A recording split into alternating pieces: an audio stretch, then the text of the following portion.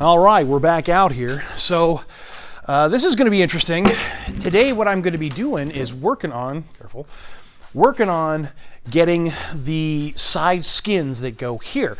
So the first thing I have to do though is I have to bend the skin.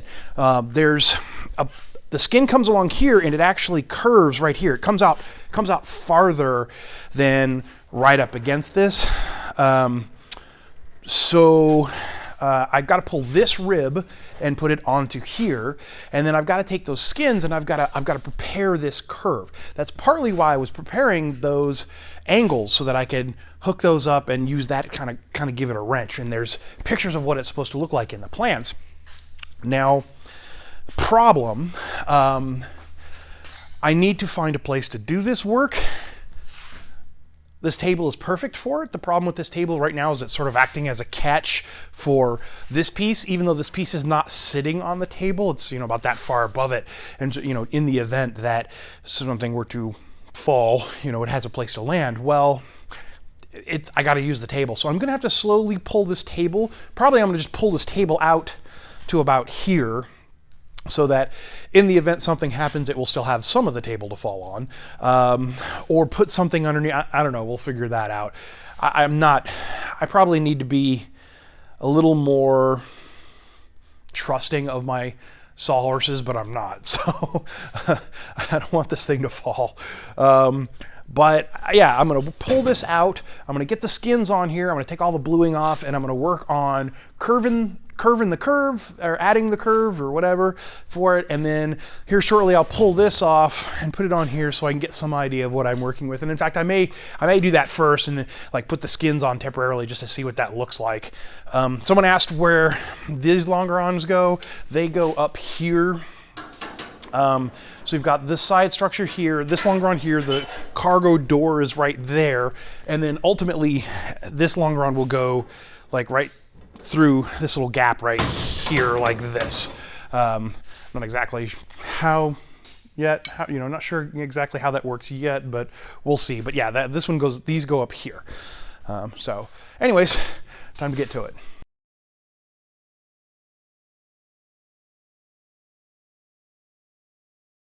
So I've kind of got this rigged up in the background so that the skin is on the table. I've got another big board clamped to it. It's all, clamped down and not moving.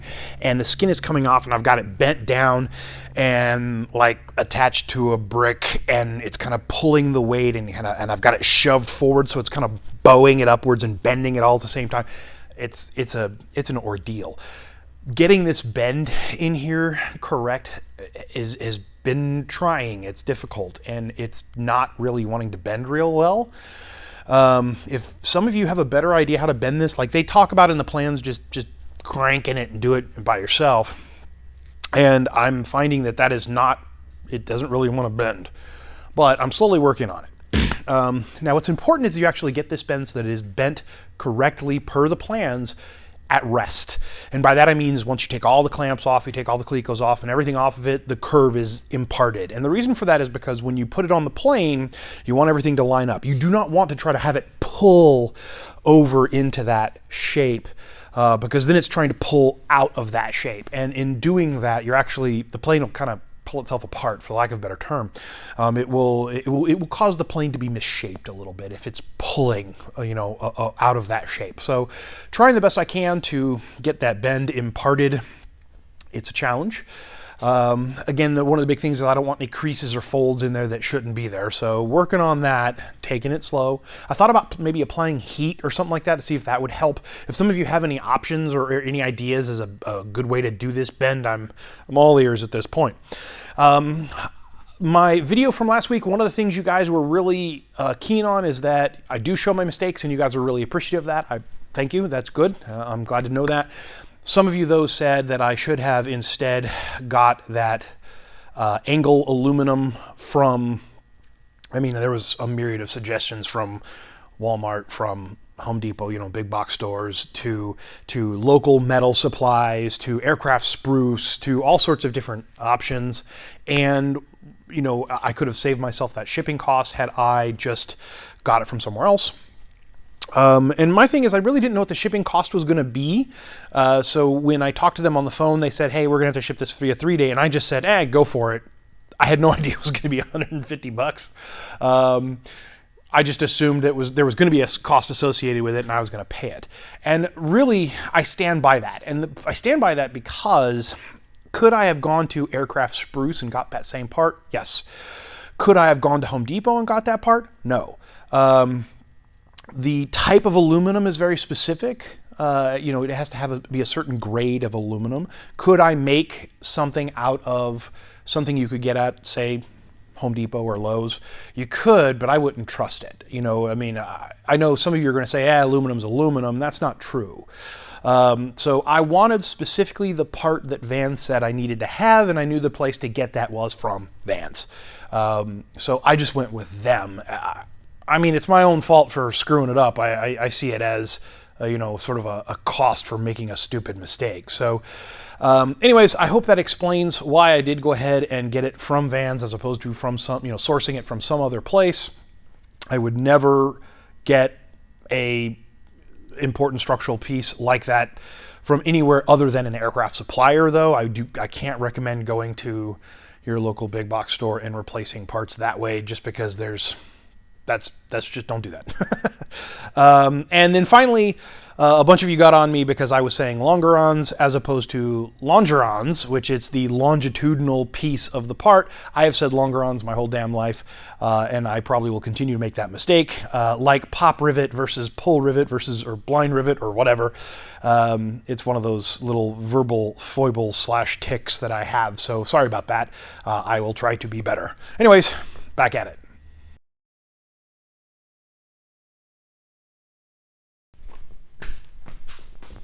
Where the hell have you been?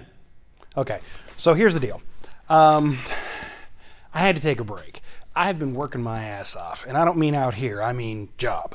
I've been pulling a bunch of extra shifts, trying to get some money, because, I got an airplane to afford. And just life, kicking ass. And what upset me, and the real reason I had to take a break, is because for whatever reason, I lost a bunch of footage.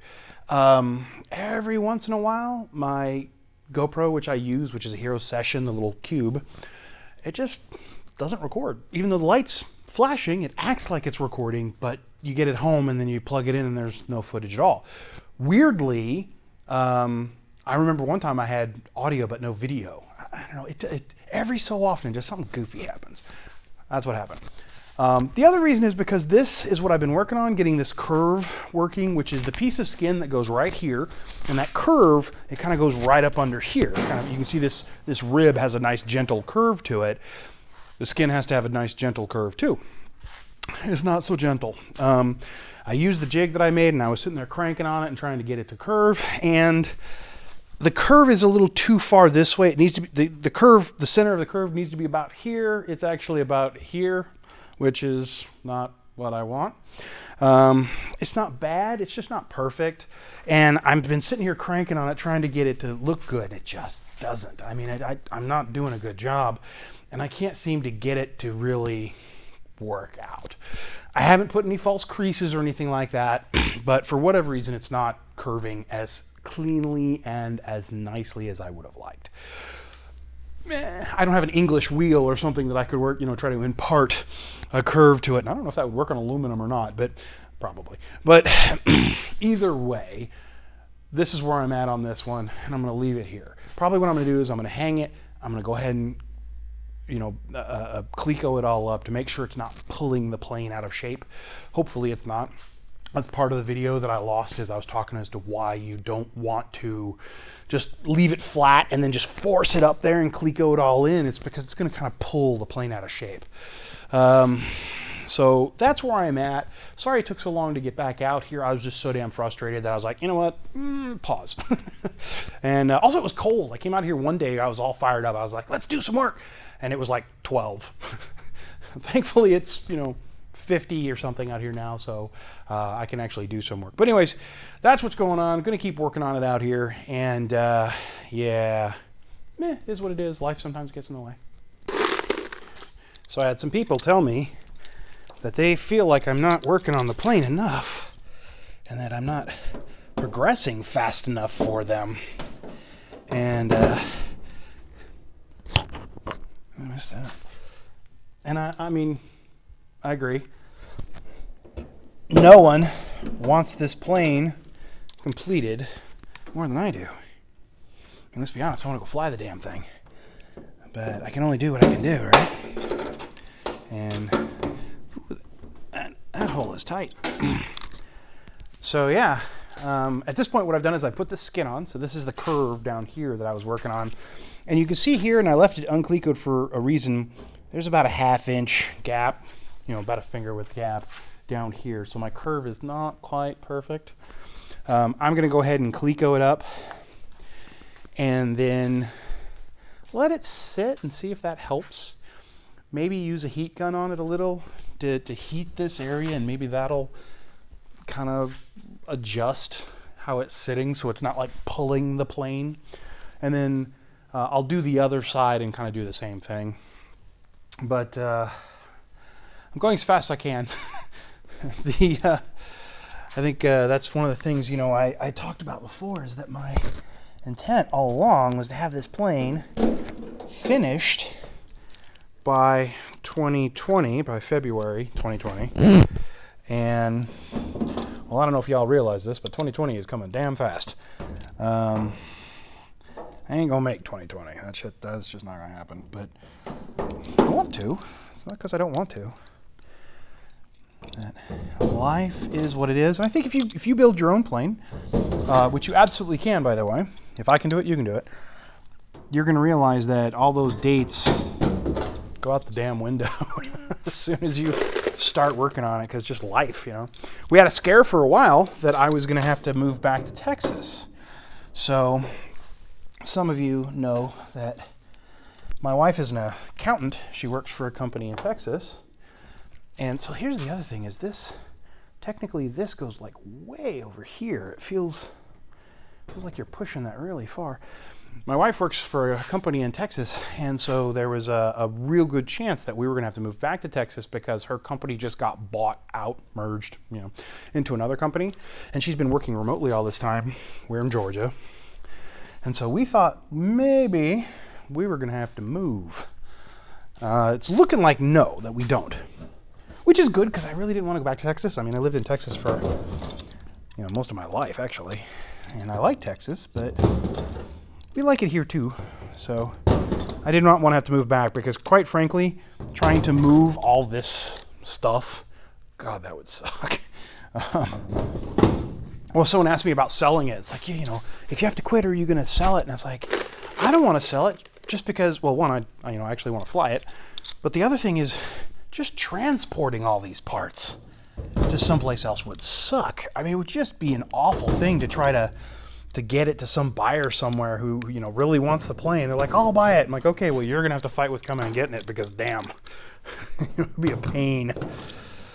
So this longeron that's under here, I said it correctly, I don't have the holes drilled yet.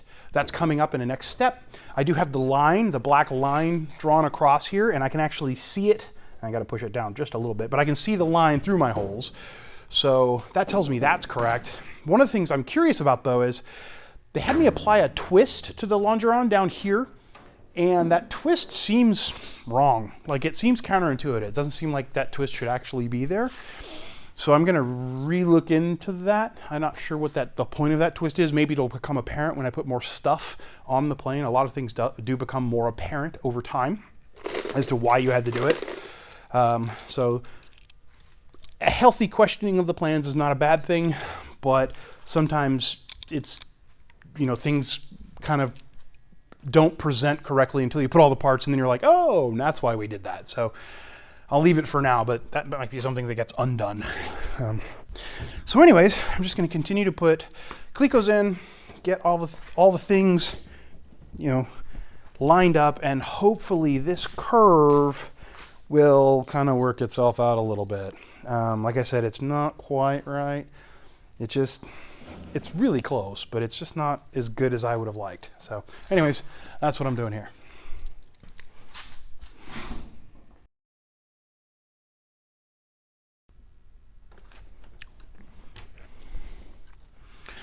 This is the F10102, right, B?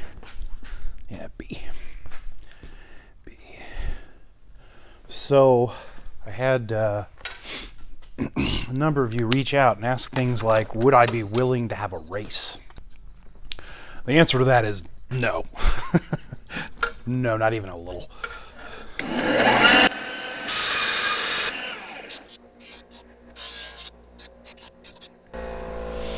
I mean, I love a good challenge, right? You know, I like making something I've never made before, and I think it's pretty cool, but the notion of trying to race someone building an airplane is ridiculous. Primarily because I have a full-time job. Full-time job as a police officer, well, specifically as a sheriff deputy. I don't have the time. You know, I work 12-hour shifts. And as much as I'd like to come out here all the time, I just can't, you know. So anyone, there are a lot of people that ask me how long should this take? Like, oh, could I do it in a year? Yeah, you might be able to. I can't for a number of reasons. One is, of course, money, but the other is because of time. There are guys that are retired, and I'm using guys as gender neutral. There's no reason a woman couldn't do this either. Who have the kind of time and effort they can come out here and do it and knock it the hell out really quickly. I just don't have that kind of time. So what I'm working on right now is the baggage door seal angles. So that's going to be interesting. By the way, it's been a couple days since I've been out here. I do have the skin on that side. It's curved. It looks like it is working out pretty well. So I'm fairly happy with how that's come out. I need to pull the bluing off and get it to a better state, but at least I'm happy with where it is. I mean, obviously that whole skin has to be dimpled, and I have to do the edge creasing and all that other stuff still. It's down the road though. So, all right, so back to this. Step one was to create these two guys. This is another place where you create two pieces out of the same piece of metal that are different sized. So don't screw it up. So one is 16 and 13/16, the other one is 4/8. And so now I need to find the back seat brace, Cleco things together, and go from there.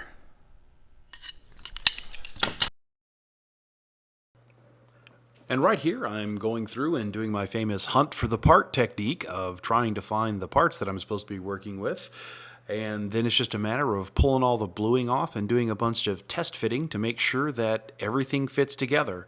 And then we go on and do the match drilling and all the various work to actually assemble the parts.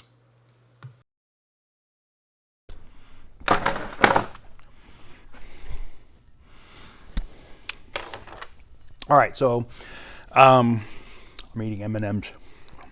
It's a terrible habit I have, M&Ms. Love them. Chocolate M&Ms with peanut in them, not peanut butter, peanut. The best. So this is going to be the baggage door stop, I think is what this one is. So remember I said you make two of them, a short one and a long one. I think the short one is going to be for support, I'm guessing. The long one goes right here, and then the door closes right here. So you don't want it to butt up against this longeron. You want to actually offset it by 1/16 of an inch. And so I've gone through here and I've made little marks so that it is slightly inboard of the longeron. And then now it wants us to clamp it in place once we have that. And that's where I think these clamps, these Cleco clamps, rock. Instead of being a Cleco, that has the thing that comes out. I mean, it's the same concept. It's a spring. It's a temporary rivet. This is just a clamp. That's all this is. It's a tiny little clamp. And there's, 1-inch versions, and I got a bunch of 1/2-inch versions as well. And they are really useful. I only got 10 of each, and I think that's plenty. I don't think you need more than that. Awesome though. I highly recommend them for exactly this. I can't tell you the number of times I've had to do something very similar to this, and they just rock. And they're stout too. Don't make the mistake of trying to pinch your finger to see how hard they pinch. they pinch hard. Don't ask me why I know that. So other than that, the goal now, I'm going to put one in the middle here just so I have this thoroughly clamped down, is to make sure that we got 1/16 of an inch. Maybe a tiny bit. There we go. There we go. Holy crap, it's almost like I know what I'm doing. All right. So there goes that. That is step 2. Sweet. Oh, okay, I see. Read the step. Read every step and read every word in every step. Good times. So now we're going to drill. We're going to flip this, the whole shebang over, and I'll undo this and then drill these holes through this piece so that we have everything all matched up. So that's what we're going to do now. And here I am match drilling the longeron with the other piece, the stop, if you will, and making sure that all those holes line up. I go through and I replace the clamps with actual clecos as I drill the holes so that it won't wiggle around. The clamps, by their very nature, while incredibly handy, they don't actually prevent movement. So with each hole, your best bet is to go ahead and add a cleco so that you know that it will stay lined up. So that's what's going on here. Draw a line on the flange. Okay, I've done that. Remove from... Trim off the portion of the flange below this line. Really? Note that once trim the flange on the shorter than the other. Okay, that makes sense. So basically we're getting rid of all of this area. So this makes sense. What we're doing, the whole idea behind this is we're creating a place where the baggage door has something to butt up against when you shut the door. It doesn't need to be, 3/4 of an inch in line. So this is the longeron, and this littler, the smaller one, is the one that's slightly recessed a bit, 1/16 of an inch, so that when the door shuts, thunk, it shuts against something. And it doesn't need to be 3/4 of an inch. So this line, which is 3/8 inch from here to here, so from here to this line is 3/8 of an inch, that's all you need, is that little 3/8 inch. The rest of it is trimmed off. So now I have to disassemble this and trim off the excess on here. And it specifically says that this one will be, this flange area will be shorter than this one, which makes sense because this piece is, you can see that there's a gap right here. That's because this piece is clecoed in. So everything seems to be coming according to plan. Now I need to do this work, but instead of doing this work, I'm actually going to try to get this video out to you guys. So I'm going to stop this video there, put this all together, and get it out the door. Otherwise, you guys are never going to see this stuff, and you're going to be upset with me. So thank you guys. I really appreciate you putting up with this. Lost a bunch of video, really unhappy about that. Kind of sucks. Still coming out here. To give you some idea of my availability, though, I know some people want to come out. I am still absolutely, totally keen with you guys coming out here. My availability, now has to do with my work schedule, and my work schedule has just gone insane. I work 86 hours at least every 2 weeks at this point. So it's a 43-hour week effectively, but not really. Like one week I work less and the next week I work a lot more. I'll put a picture up on the video of what my schedule looks like, but they call it a Panama schedule. They're 12-hour shifts. And basically when I'm working, I work and sleep. That's all I do. Otherwise, on my days off, I'm just off, and I try to keep the same schedule, but I don't always. So that's what's going on there, guys. I really appreciate you. Thank you so much for spending this time with me and being patient. If you guys like what I'm doing on this channel, if you do me a favor and like and subscribe, that'll actually help my rankings quite a bit. And with that, I'm going to turn all this stuff off and cut this stuff right quick and then move on to the next page. Thanks. Can y'all hear my stomach? It's like growling. I've had really weird stomach issues lately. I'm getting fat. By the way, nothing makes you realize how fat you are until you see yourself on camera and you're like, oh, damn. Yeah, I could lose about 100 pounds. Okay.